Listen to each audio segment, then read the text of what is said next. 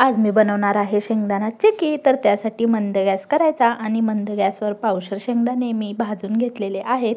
ह्याचे साल निघूपर्यंत शेंगदाणे मंद गॅसवर भाजूनच घ्यायचे आणि संपूर्ण शेंगदाण्यांची साल काढून शेंगदाणे स्वच्छ करून घ्यायचे आणि बघू शकता अशा प्रकारे स्वच्छ होतात। नंतर एक भांडं घेतले, त्यामध्ये 1 चमचा तूप घालायचं।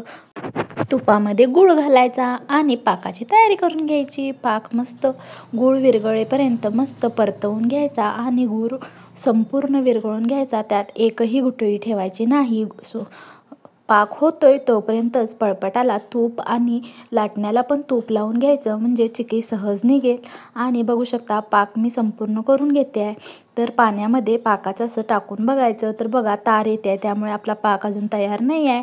तर आणि एक मंद गॅस करून 1 मिनिटभर मी असं शिजवून घेतलं। नंतर बघू शकता परत आणि तसं केलं तर तवा पण झाला नव्हता, म्हणून परत एकदा केलं तर बघू शकता पाक तुटलेला आहे। याचा अर्थ पाक आपला तयार झाला आहे। छान असा झालेला आहे पाक। त्यामध्ये शेंगदाणे घालायचे आणि संपूर्ण एकजीव करून घ्यायचं, म्हणजे शेंगदाण्याला संपूर्ण गूळ लागला तर चिक्की खूप छान आणि चवीला छान लागते। बघा सगळीकडे गूळ पसरल्याने गोड चिक्की लागते। तर संपूर्ण शेंगदाणे परतवून घ्यायचे आणि गरम गरम मिश्रण पळपटावर स्प्रेड करून घ्यायचं आणि लाटायचं। तर चिक्की थोडी कोमट झाल्यावरच त्याच्या वड्या पाडून घ्यायच्या। नंतर वड्या पाडायला खूप त्रास होतो। तर बघू शकता किती छान सुंदर अशी चिक्की तयार झालेली आहे।